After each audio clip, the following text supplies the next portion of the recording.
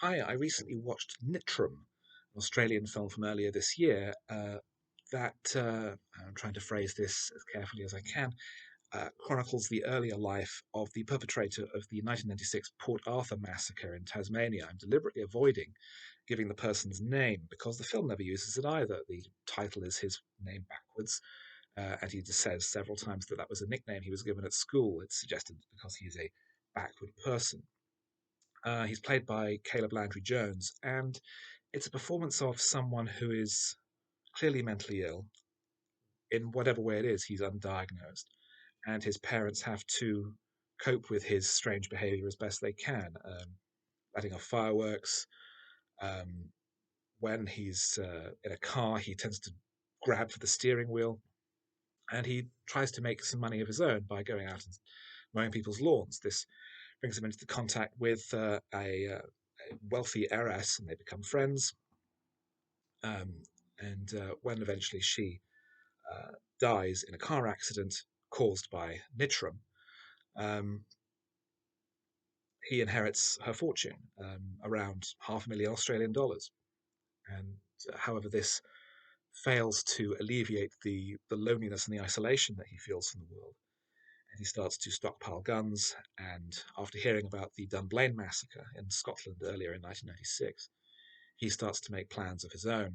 The film ends before uh, his uh, murders can begin in earnest. He killed two people in advance, went to a cafe at a historic site, ate a meal, and then pulled out a gun and started shooting. And the film cuts off at that point.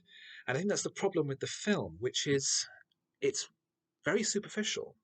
We never get any real insight into Nitram's mindset, why he is the way he is, what is causing his behavior. It's mental illness, clearly, but what is it that he feels? We only ever see the outside.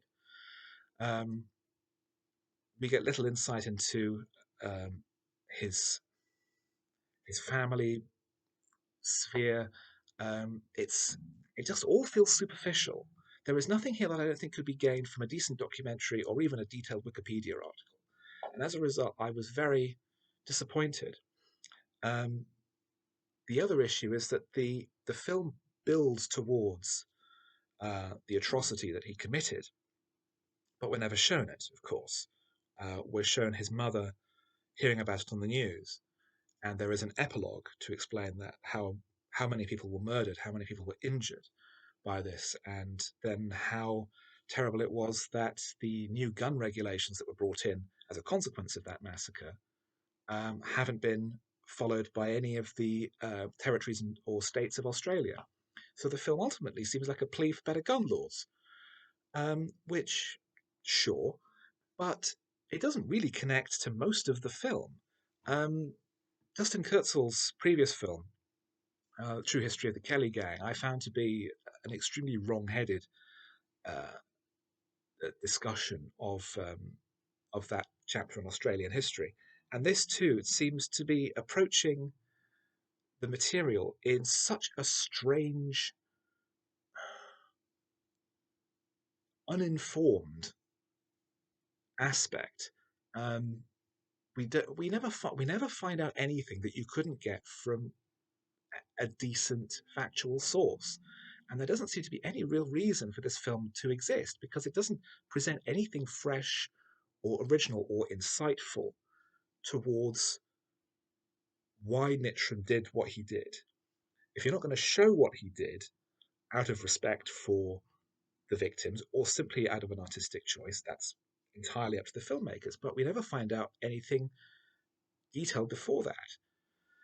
It feels like a huge missed opportunity.